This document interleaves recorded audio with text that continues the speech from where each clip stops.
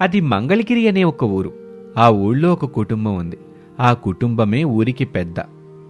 ఏ సమస్య ఉన్నా అందరూ కూడా ఆ ఇంటికే పరుగులు తీస్తారు. ఆ ఇంటి పెద్ద ప్రసాదు వాళ్ళకి న్యాయం చెప్పి పంపిస్తూ ఉంటాడు.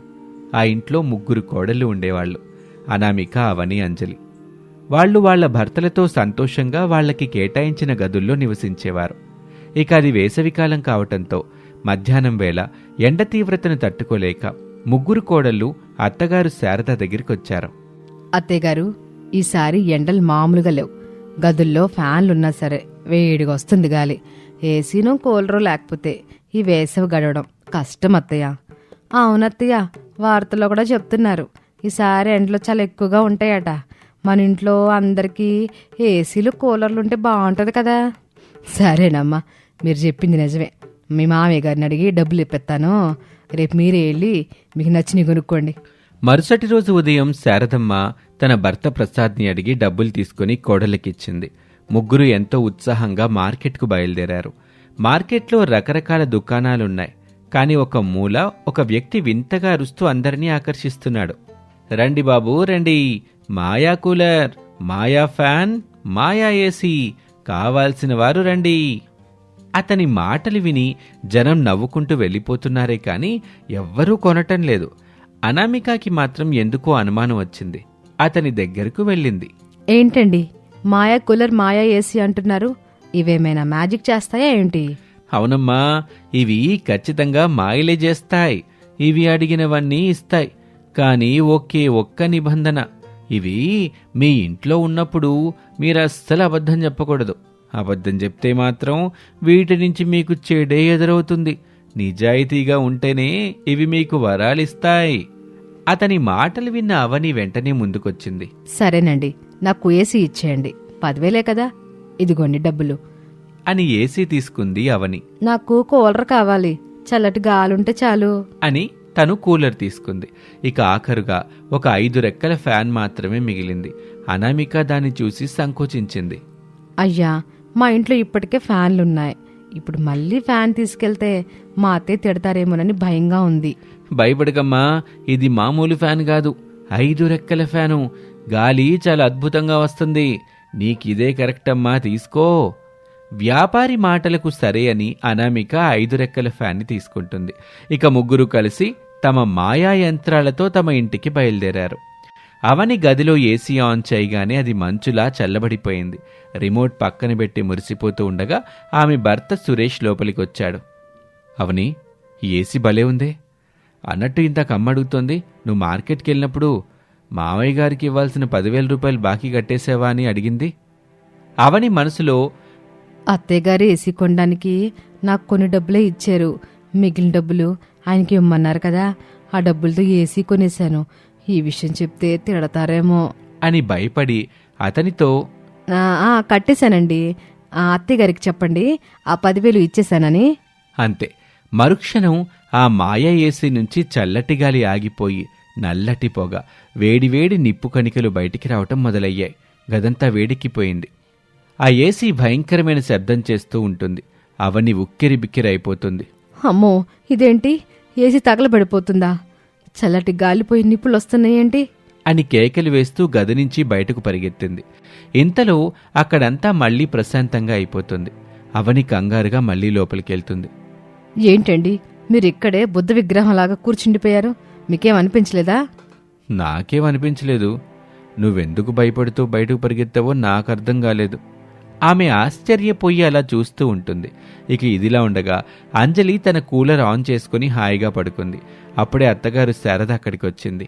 అంజలి, ఇందాక వంటగదిలో కొత్తగా తెచ్చిన 1/2 కేజీ నెయ్యి గిన్నెలో సగమే ఉంది. నువ్వేమైనా వాడుకున్నావమ్మా? అంజలి ఆ నెయ్యితో తన గదిలో స్వీట్లు చేసుకుని తినేసింది. కాని అత్తగారు తిడుతుందేమోనని భయపడి, లేదత్తయ్య, నేనైతే అసలు ముట్టుకోనే లేదు. బహుశా ఏదైనా పిల్లొచ్చి తాగేసి ఉంటది. నేను అసలు వంటగది వైపే వెళ్ళి చాలాసేపు అయ్యింది అని అలా అబద్ధం చెప్పిందో లేదో ఆ మాయా కూలర్లోని నీళ్లు ఒక్కసారిగా నల్లటి బురదలా మారిపోయి తుంపర్ల రూపంలో అంజలి మొహం మీద ఆ గది నిండా పడ్డం మొదలయ్యాయి. పచ్చి బురద వాసనతో ఇల్లంతా నిండిపోయింది. అది చూసి వాళ్ళిద్దరూ ఆశ్చర్యంగా నిలబడిపోతారు. ఇక ఇదిలా ఉండగా అనామిక గదిలో మాత్రం వింతైన శబ్దం. అనామిక 5 రెక్కల ఫ్యాన్ కింద పడుకోగానే ఆ గాలి ఆమెకు హిమాలయాల్లో ఉన్నంత చల్లదనాన్ని ఇచ్చింది. ఆ హాయిలో అనామిక గాఢ నిద్రలోకి జారిపోయింది. అంతలో హాల్లో నుంచి శారదమ్మ గట్టిగా కేకలు వేయటం మొదలుపెట్టింది. ఆ అరుపులకి అనామిక ఉలిక్కిపడి లేచి హాల్లోకి పరిగెత్తుకుంటూ వచ్చింది. అప్పటికే అక్కడ అందరూ సమావేశమై ఉన్నారు. ఏంటమ్మా ఇది? అంజలి గదిలో నుంచేమో డ్రైనేజ్ లాగా బురద వస్తుంది, ఆవని ఏసీలో నుంచేమో బొగ్గు పొగ వస్తుంది. అనామిక నీ గదిలో నుంచి ఏం వస్తుంది? అక్కడ కూడా మంటలు పడుతున్నాయి ఏంటి? లేదత్తయ్య గారు, నా గదిలో నుంచి కేవలం చల్లటి గాలి మాత్రమే వస్తుంది. కావాలంటే మీరే వెళ్ళి చూడండి. శారదమ్మ అపనమ్మకంతో అనామిక గదిలోకి వెళ్ళింది. వెళ్ళగానే ఆ 5 రెక్కల ఫ్యాన్ నుంచి వస్తున్న చల్లటి గాలి తగలగానే ఆమెకు అక్కడే నిద్రపోయేంత హాయిగా అనిపించింది. వెంటనే బయటకొచ్చి అందరినీ నిలదీసింది. అసలేమైంది మీకు? ఎందుకెంత ఎక్కువ ధర పెట్టి ఏవెంత వస్తువులు తెచ్చారు? అక్కడేం జరుగుతుందో నాకేం అర్థం అవట్లా. నిజం చెప్పండి. అప్పుడు అనామిక ఆ వ్యాపారి చెప్పిన నిజాయితీ రహస్యాన్ని అందరికీ వివరించింది. అబద్ధం చెప్తే శిక్షలు, నిజం చెప్తే వరాలు వస్తాయని చెప్పగానే ఇంట్లోని మగవాళ్లందరికీ ఆశ పుట్టింది. నిజం చెప్తే ఏమొస్తుందో చూద్దామని అందరూ తమ గదుల్లోకి వెళ్లి ఆ యంత్రాల ముందు తాము చేసిన తప్పులన్నీ ఒప్పుకోవటం మొదలుపెట్టారు. చిత్రమేంటంటే వాళ్లు తప్పులొప్పుకోగానే ఏసీ నుంచి మెరిసిపోయే బంగారు నాణేలు కురవటం మొదలైంది. కూలర్ నుంచి రాసులు రాసులుగా నాణేలు బయటకొచ్చాయి. ఫ్యాన్ నుంచి అందరినీ ఆశ్చర్యపరుస్తూ ఏకంగా వజ్రాలు రావటం మొదలయ్యాయి. అబ్బా బంగారం, అబ్బా వజ్రాలొస్తున్నాయంటూ అందరూ కేకలేస్తూ ఆనందంతో గెంతులు వేస్తున్నారు. ఇల్లంతా ధనకనక వస్తువులతో నిండిపోతుంది. ఆ కేకల హోరులో శారదమ్మ ఒక్కసారిగా కళ్ళు తెరిచింది. చుట్టూ చూస్తే తను హాల్లో కుర్చీలో పడుకునుంది. బయట కోడళ్ళ అరుపులు లేవు, బంగారం గాని వజ్రాలు గాని అస్సలే లేవు. అసలు ఆ ఏసీలు, కూలర్లు కూడా ఇంటికి రాలేదు. అప్పుడే ఆమెకు అర్థమైంది, అప్పటిదాకా తను చూసిందంతా ఒక భయంకరమైన, అలాగే అద్భుతమైన కళ అని. అయ్యా, ఇదంతా కళ? ఆ ఏసీ నుంచి నిప్పులు రావడం, ఫ్యాన్ నుంచి వజ్రాలు రావడం అంత కళేనా? ఛీ, నా కర్మ. కాకపోతే ఆ కోడలు ఇంకా మార్కెట్ నుంచి రాలేదా అని గొనుక్కుంటూ హాల్లో అటు ఇటు చూస్తూ ఉండగానే ముగ్గురు కోడలు ఉత్సాహంగా ఏసీ, కూలర్, 5 రెక్కల ఫ్యాన్లతో ఇంట్లోకి అడుగుపెట్టారు. అత్తయ్య గారు, చూడండి మేమేం తెచ్చామో. ఇవి మీరు చూసే మామూలు వస్తువులు కాదు, మాయా యంత్రాలట. వీటి ముందు ఎవరైనా అబద్ధం చెప్పారో ఇక అంతే సంగతులు. వీటి గురించి వింటే మీరే ఆశ్చర్యపోతారు. అవనే, ఇవన్నీ నాకు ఎప్పుడో తెలుసమ్మా. ఇప్పుడే నేను ఒక వింత కలగన్నాను. ఆ కళలో ఈ యంత్రాలు చేసిన మాయలన్నీ చూశానమ్మా. కలగన్నారా? అసలు ఆ కళ్ళలో మీరేం చూశారత్తయ్య? మా యంత్రాల గురించి మీకు ముందే ఎలా తెలిసింది? అవన్నీ తర్వాత మీకే అర్థం అవుతుందిలే గాని ముందు వీటిని లోపల తీసుకెళ్ళి మీ గదుల్లో మీ భర్తల చేత ఫిక్స్ చేయించుకోండి. ఆ తర్వాత అసలు కథ మొదలవుద్ది. అత్తగారి మాటలకి ముగ్గురు కోడళ్ళు ఒకరి మొహం ఒకరు చూసుకుంటూ అయోమయంగానే తమ యంత్రాలను గదుల్లోకి తీసుకువెళ్లారు. అందరూ తమ గదుల్లో యంత్రాల్ని అమర్చుకున్నారు. కాసేపయ్యాక అసలు పరీక్ష మొదలైంది. అప్పుడు అత్తగారు శారద మొదట అవని గదిలోకి వెళ్లి ఏసీ ఆన్ చేయించింది. ఆ ఏసీ నుంచి చల్లటి గాలి రావటం మొదలైంది. శారద ఆశగా కొన్ని ప్రశ్నలు అడిగింది. అవని నిజం చెప్పడంతో ఆ ఏసీ నుంచి వజ్రాలొస్తూ ఉంటాయి. అవనే, అన్నిటికీ బాగానే సమాధానం చెప్పేవు గాని చివరి ప్రశ్నే, మన బీర్వాలో నీ బంగారం ఏది నాకు కనిపించలా? మీ ఆయన మెరుగు పెట్టెత్తనని తీసుకెళ్ళాడు కదా, అట్ని మళ్ళీ తీసుకొచ్చి ఆడబెట్టలేదే? అడుగుదామంటేనేమో నాకు గుర్తుండట్లేదు. ఇంతకే ఆ బంగారం సంగతి ఏంటి? ఆ మాట వినగానే అవని గుండె గుబేలు మంది. తన మనసులో, అమ్మో, ఆ బంగారం అంతా మా ఆయన జోదంలో పెట్టి పోగొట్టాడని అత్తయ్యకి తెలిస్తే ఈ ఇల్లు రణరంగం అయిపోతుంది, పెద్ద గొడవే జరుగుతుంది. ఎలాగైనా అబద్ధం చెప్పి తప్పించుకోవాలి అని భయంతో తడబడుతూ అత్తగారి వైపు చూసి అబద్ధం చెప్పింది. అదే అత్తయ్య, అది మెరుగు పెట్టడానికని తీసుకెళ్ళాడు కదా, ఆ మెరుగు పెట్టే కంసాలంట ఊర్లో లేడట. అందుకే మీ అబ్బాయి ఆ నగల్ని ఆ కంసాలి భార్యకిచ్చి వచ్చాడట. వారం రోజుల్లో వచ్చేస్తాడంట. వచ్చాక మెరుగు పెట్టి ఇస్తానని చెప్పాడు. అవని ఆ అబద్ధం చెప్పిందో లేదో గదిలో ఉన్న ఏసీ ఒక్కసారిగా గాలిలో కలిసిపోయి మాయమైపోయింది. అంతవరకు కురిసిన వజ్రాలన్నీ మంచుగడ్డలుగా మారిపోయాయి. ఓసే పాపిష్టిదానా, అబద్ధం చెప్పి ఉన్న కాస్త వజ్రాలను పోగొట్టేశావు కదే అని తిడుతూ బయటకు నడవబోయింది. అత్తయ్య గారు, ఒక నిమిషం ఆగండి. ఇప్పుడు నేను నిజం చెప్పేస్తా. ఆ బంగారం మెరుగు పెట్టడానికి వెళ్ళలేదు అత్తయ్య గారు. మీ అబ్బాయి వాటిని జోదోలో పెట్టేసి మొత్తం పోగొట్టేశాడు. నేను అందుకే భయపడి అబద్ధం చెప్పాను. ఆ మాట వినగానే శారదమ్మ ఒక్కసారిగా ఆశ్చర్యపోయింది. ఏంటే ఆడు జోదోలో బంగారం పోగొట్టాడా? ఆడు రాని, ఆడు పని నీ పని ఇద్దరికి చెప్తాను. ఆయన ఇప్పుడు నిజం చెప్పి ఏం ఉపయోగం? ఉండాల్సిన ఏసీ బాయే వజ్రాలు పోయే. నీ అతి తెలివి వల్ల అంత నాశనం చేసావు కదే అంటూ శారదమ్మ కసురుకుంటూ కోపంతో అక్కడి నుంచి అంజలి రూంలోకి వెళ్తుంది. అప్పటికే అంజలి కూలర్ ఆన్ చేసి ఉంది. ఆ కూలర్ నుంచి వస్తున్న చల్లని గాలికి గదంతా హాయిగా ఉంది. శారదమ్మ రాగానే కొన్ని ప్రశ్నలు అడగటం మొదలుపెట్టింది. అంజలి నిజాయితీగా సమాధానాలు చెప్పడంతో కూలర్ నుంచి బంగారు నాణేలు వర్షంలా కురిశాయి. ఆ నాణేలు చూసి శారదమ్మ సంతోషంతో గబగబా ఒక కవర్ తీసి ఆ బంగారం అంతా అందులో నింపుకుంది. కవర్ నిండా బంగారం చూసుకొని మురిసిపోతూ అక్కడి నుంచి వెళ్లబోతూ ఆగి అంజలిని ఒక చివరి ప్రశ్న అడిగింది. అంజలి, మొన్న మీ నాన్న వచ్చినప్పుడు చాలా రకాల స్వీట్ బాక్సులు తెచ్చాడు కదా, అవి ఇంట్లో ఎవరికి కనిపించలేదు, ఏమయ్యాయి? అంజలి ఒక్కసారిగా కంగారు పడింది. అమ్మో, ఆ స్వీట్లన్నీ నేనే దాచుకుని తినేసానని తెలిస్తే అత్తయ్య అందరి ముందు నన్ను తిట్టేద్ది. అబద్ధం చెప్పి తప్పించుకోవడమే మేలు. అవి అత్తయ్య గారు, అవి మన చుట్టుపక్కల వాళ్ళందరికీ పనిచేశానండి. ఎవరు ఏమనుకోకూడదు కదా, అందుకని అందరికి ఇచ్చేశాను. అంజలి ఆ అబద్ధం చెప్పిందో లేదో గదిలో ఉన్న కూలర్ ఒక్కసారిగా మాయమైపోతుంది. అంతేకాదు, శారద ఎంతో ఆశగా కవర్లో నింపుకున్న బంగారు నాణేలు కూడా మాయమైపోతాయి. ఖాళీ కవర్ని చూసి శారదమ్మ షాక్ తింటుంది. ఓసేయ్, ముష్టి స్వీట్ల కోసం అబద్ధం చెప్పి ఉన్న కూలర్ని, నేను కష్టపడి నింపుకున్న బంగారం మొత్తాన్ని పోగొట్టావు కదే, ఎంత పని చేశావే? అప్పుడు అంజలి భయంతో, అత్తయ్య గారు నన్ను క్షమించండి, ఆ స్వీట్లు మొత్తం నేనే తినేశాను. మీరు తిడతారని భయంతో అట్టగా అబద్ధం చెప్పాను. కానీ ఇప్పుడు నిజం చెప్పేశాను అత్తయ్య. మరి ఆ కూలరు బంగారం తిరిగి రాలేదేంటి? ఇందాక అడిగినప్పుడు చెప్పాలి నిజం, ఇప్పుడు చెబితే ఏ లాభం? పోయినవేం తిరిగిరావు. నీ వల్ల నా చేతికి చిక్కిన బంగారం కూడా పోయా. మీ ఇద్దరి వల్ల నా ఆశలన్నీ ఆడి ఆశలు అయ్యాయి. ఇక అనామిక గదికెళ్ళాలి, అక్కడ ఏం జరుగుతుందో చూడాలి అంటూ శారద కోపంగా అడుగులు వేస్తూ అనామిక గదివైపు బయలుదేరింది. అనామిక గదిలో 5 రెక్కల ఫ్యాన్ తిరుగుతుంది. గదంతా మల్లెపూల సువాసనతో హిమాలయాలంత చల్లగా ఉంది. అనామిక, ఇంటి పెద్ద కోడలు గదు, నిన్ను ఎప్పుడు తిడతా ఉంటాను. నీ తోటి కోడలు కూడా నిన్ను ఎగతాళి చేస్తారమ్మా. నీకు మా మీద కోపం రాదా? మనసులో మమ్మల్ని తిట్టుకుంటావా నువ్వు? అత్తయ్య గారు, మిమ్మల్ని తిట్టుకుంటే నాకేమొస్తుంది? మీరు నాకు తల్లి లాంటివారు. మీరు ఏది చెప్పినా నా మంచి కోసమే నేను అనుకుంటాను. ఇక నా తోటి కోడలిద్దరూ నాకు చెల్లెళ్ళు. వాళ్ళకి తెలిసి తెలియక ఏదైనా అంటే నేను కోపం చూపిస్తే నేను వచ్చిన రోజే ఈ ఇల్లు ముక్కలైపోయేది. ఉమ్మడి కుటుంబంగా మనం ఇలా కలిసి ఉండేవాళ్ళం కాదు కదా. అనామిక మాటలకు శారద కళ్ళు చెమ్మగిల్లాయి. అనామిక నిష్కల్మషమైన మనసుని చూడగానే ఆ 5 రెక్కల ఫ్యాన్ నుంచి వజ్రాలు, బంగారం, వెండి నాణేలు వర్షంలా కురిశాయి.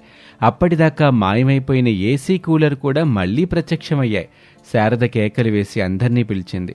సురేష్ తప్ప మిగిలిన మగవాళ్లందరూ అక్కడికొచ్చి ఆ వింతను చూసి ఆశ్చర్యపోయారు. చూశారా, అనామిక నిజాయితీ వాళ్ళే పోయి మళ్లీ వచ్చే.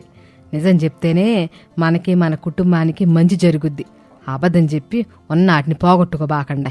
అప్పుడే వచ్చిన సురేష్ని కూడా బాగా మందలించి అబద్ధం చెప్పకూడదు అని చెప్తుంది. ఇక వాళ్ళందరూ సరే అని అంటారు. ఆ రోజు నుంచి ఆ ఇంట్లో ఎవ్వరూ అబద్ధం చెప్పటం లేదు. నిజం చెప్పిన ప్రతిసారి ఆ మాయా యంత్రాలు వారికి ఏదో ఒక బహుమతిని ఇస్తూనే ఉన్నాయి. మంగళగిరిలోనే ఆ ఇల్లు ఒక ఆదర్శవంతమైన నిజాయితీ నిలయంగా మారిపోయింది. ఇది వాల్టి కథ. మరొక ఆసక్తికర కథలో మళ్ళీ కలుద్దాం. అంతవరకు సెలవు, నమస్తే. ఒక ఊళ్ళో ప్రసాద్, శారద అనే దంపతులు ఉండేవారు. వారికి 3 కొడుకులు. పెద్ద కొడుకు రమేష్, అతని భార్య అనామిక. రెండో కొడుకు సురేష్, అతని భార్య అవని. మూడో కొడుకు వరుణ్, అతని భార్య అంజలి. రమేష్ కూలి పనులు చేసుకునే సామాన్యుడు. అనామిక కూడా పేదరికం నుంచి వచ్చింది. కాని సురేష్, అరుణ్లు మాత్రం వ్యాపారాలు చేస్తూ బాగా సంపాదించారు.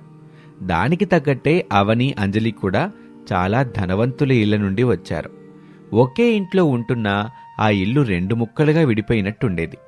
ఓ రోజు ఉదయం 6 గంటల సమయంలో అనామిక అప్పటికే నిద్రలేచి ఇల్లంతా ఊడ్చి, ముగ్గు పెట్టి, స్నానం చేసి వంటింట్లో గిన్నెలు తోముతూ ఉంది. శారదా, ప్రసాద్ హాల్లో కూర్చుని కాఫీ తాగుతున్నారు. అనామిక, పొద్దున్నే లేచి ఆ చన్నీళ్లతో గిన్నెలు తోమకు తల్లి. కాసేపు ఆగి ఏ నీళ్లు పెట్టుకుని పని చేసుకో, నీ ఆరోగ్యం పాడైపోద్ది. పర్లేదత్తయ్య, పనుంటేనే కదా ఆరోగ్యం బాగుంటుంది. మీరు కాఫీ తాగండి, మామయ్య గారికి టిఫిన్ రెడీ చేస్తున్నాను. చూసావా శారదా, పెద్ద కోడలు మన ఇంట్లో లక్ష్మీదేవి లాంటిది. మన కష్టసుఖాలు పట్టించుకునేది తనొక్కతే. ఇంకా మిగతా ఇద్దరి నిద్ర లేవనే లేదు. అవునండి, వాళ్ళకి డబ్బుందనే పొగర ఎక్కువ, మనమంటే అసలు గౌరవం లేదు. ఇంతలో మెట్ల మీద నుంచి అవని, అంజలి దిగొస్తారు. ఇద్దరూ ఖరీదైన నైట్ డ్రెస్లు వేసుకుని చేతిలో ఫోన్లు పట్టుకుని ఉంటారు. అబ్బా, పొద్దున్న ఈ గిన్నెల సప్పుడేంటి, మనిషిని ప్రశాంతంగా పడుకోనివ్వరు. అవునక్క, ఈ అనామిక ఉందే, ఇంక పని పాట ఉండదు, మనల్ని నిద్రపోనివ్వదు. సర్లే, ఈరోజు బ్రేక్ఫాస్ట్ బయట నుండి ఆర్డర్ చేసుకుందాం. ఆ అనామిక చేసిన చప్పటి వంటలు తింటాం నా వల్ల కాదు.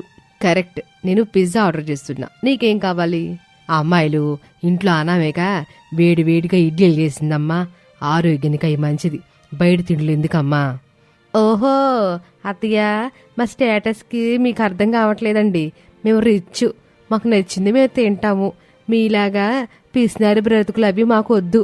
అవును అత్తయ్య, మా దగ్గర డబ్బుంది, ఖర్చు పెడుతున్నాం. అనామికలాగా వంటింట్లో మగ్గిపోవాల్సిన అవసరం మాకు లేదు. మాకు బిజినెస్లు ఉన్నాయి, లాభాలు వస్తున్నాయి. బిజినెస్ అంటే కేవలం డబ్బులు పెట్టుబడి పెట్టడం కాదు తల్లి, దగ్గరుండి చూసుకోవాలి. మీరెప్పుడైనా షాప్కి వెళ్ళారా? అంత పని వాళ్ళే చూసుకుంటారు. అది అంత మంచిది కాదు, గుర్తుపెట్టుకోండి. మామయ్య గారు, మాకు సలహాలు ఇవ్వకండి. మా మేనేజర్స్ చాలా నమ్మకస్తులు. మేము వెళ్ళకపోయినా బిజినెస్లు నడుస్తాయి. మేం ఓనర్స్, పని వాళ్ళం కాదు. అలా అనుకుంటూ ఉండగానే అనామిక వంటింట్లో నుంచి బయటకొచ్చి చేతిలో టిఫిన్ ప్లేట్లు పట్టుకుని ఉంటుంది. అత్తయ్య, మామయ్య, టిఫిన్స్ తినండి. అవని, అంజలి, మరి మీకు కూడా పెట్టేనా? వద్దులే, నీ చేతి వంట తిని మా టేస్ట్ పాడు చేసుకోలేం. అయినా నువ్వు ఆ చిరిగిన చీర కట్టుకుని మా ముందుకు రాకో, ఆ స్టాండర్డ్స్ పడిపోతాయి. అవును, చూడనమిక, మేము ఈరోజు షాపింగ్కి వెళ్తున్నాం. వచ్చేసరికి సాయంత్రం అవుతుంది. మా గదుల్ని శుభ్రం చేసి పెట్టు. నేను ఈరోజు బయటకు వెళ్ళాలి అంజలి, కాస్త అర్జెంట్ పనుంది. పేనా, నీకేం పని ఉంటుంది? ఎవరో ఒకరి ఇంట్లో అంట్లు తోవడానికా, లేక కూరగాయలు అమ్మడానికా? ఏదైనా పనే కదా అవని, నేను ఖాళీగా ఏం కూర్చోను. నా కష్టార్జితం నాకు ముఖ్యం. నేను ఈ రోజు నుండి ఒక చిన్న టిఫిన్ సెంటర్ పెడుతున్నాను, ఆ రోడ్డు చివర. టిఫిన్ సెంటరా? చీ, మా పరువు తీస్తున్నావు కదా. మా తోడికోడలు రోడ్డు మీద బండి పెట్టి ఇడ్లీలు అమ్ముతుందా అని మా ఫ్రెండ్స్ ఎవరైనా చూస్తే ఏమనుకుంటారు? అలా అనుకుంటూ ఉండగా అప్పుడే అక్కడికి రమేష్ వస్తాడు. అంజలి, నోరు అదుపులో పెట్టుకో. అనామిక కష్టపడి బతుకుతుంది, మీలాగా సోమరిపోతులా కాదు. తన పనిని ఎగతాళి చేసే హక్కు మీకు లేదు. మధ్యలో సురేష్ కల్పించుకొని, అన్నయ్య కూల్, మావిడ చెప్పింది నిజమే కదా. నీ భార్య రోడ్డు మీద బండి పెడితే మా పరువు కూడా పోతుంది కదా. అవునన్నయ్య, కొంచెం ఏదైనా స్టాండర్డ్స్ ఉన్న పని చేసుకోమని చెప్పు. ఒరేయ్, కష్టం చేసుకోవడం తప్పు కాదురా. సోమరిపుత్తుల్లాగా ఉండి ఉన్నదంతా కరిగించటమే తప్పు.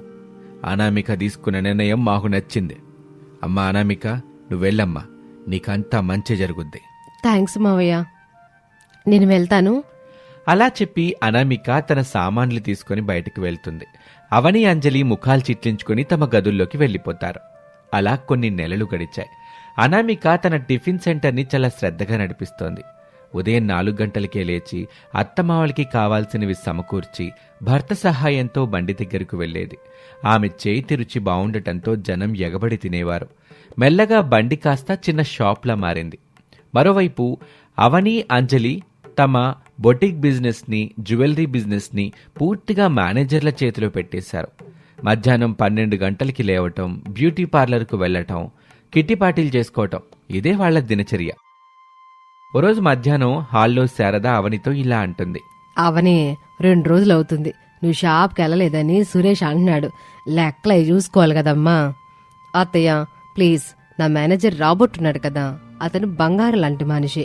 నాకు రోజు ఫోన్ చేసి బిజినెస్ అప్డేట్స్ ఇస్తున్నాడు. నేను అక్కడికి వెళ్ళి ఆ దుమ్ము ఆ ధూలో కూర్చోలేను.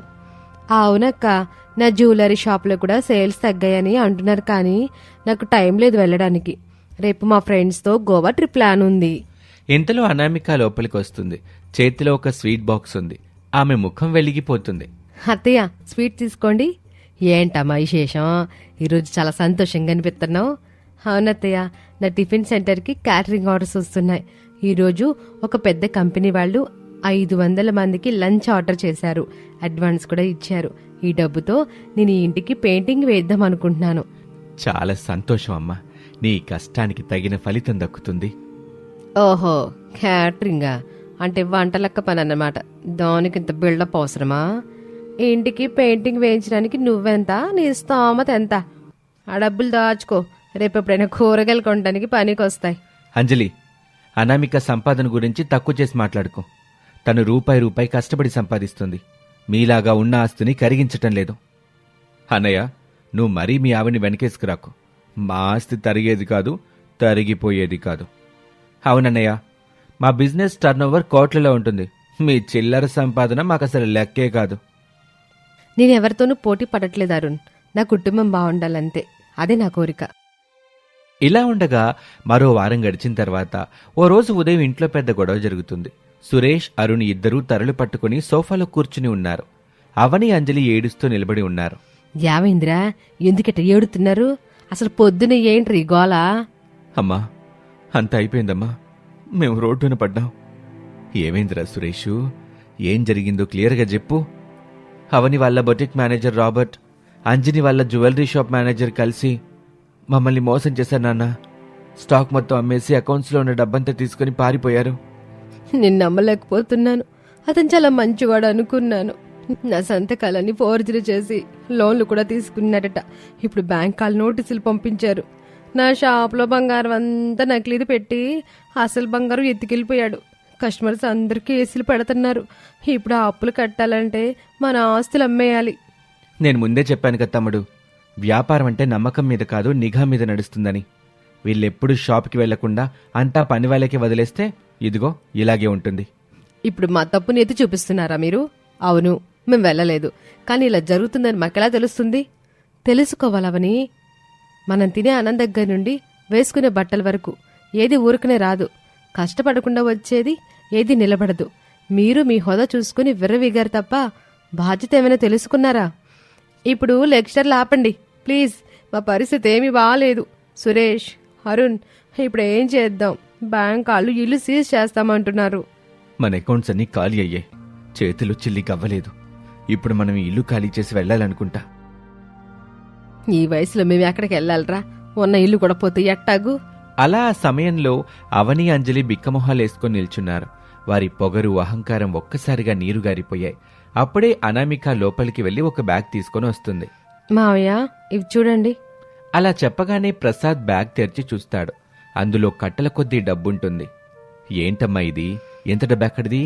గత 2 ఏళ్లుగా నా క్యాటరింగ్ బిజినెస్ లో వచ్చిన లాభాలు మావయ్య ఇవి. నేను అనవసరమైన ఖర్చులేం పెట్టలేదు. బంగారం కొనుక్కోలేదు, పట్టు చీరలు కొనలేదు. ఇంటి కష్టం వస్తుందేమోనని దాచిపెట్టాను మామయ్య. ఈ డబ్బులతో బ్యాంక్ వాళ్ళకి అప్పులు తీర్చేసుకుందాం. అక్క, నువ్వు నిజంగానే డబ్బిస్తున్నావా? మేము నిన్నెంత అవమానించాం. అయినా మా కోసం. అవునక్క, మేము నిన్ను మనిషిలాగే చూడలేదు, పని మనిషిలాగా చూసాము. నీ వంటనైతే అసహించుకున్నాము. అయినా నువ్వు మా ఆస్తిని కాపాడుతున్నావా? డబ్బులు ఈరోజు ఉంటాయా, రేపు వెళ్ళిపోతాయి అంజలి. కానీ కుటుంబం అలా కాదు కదా.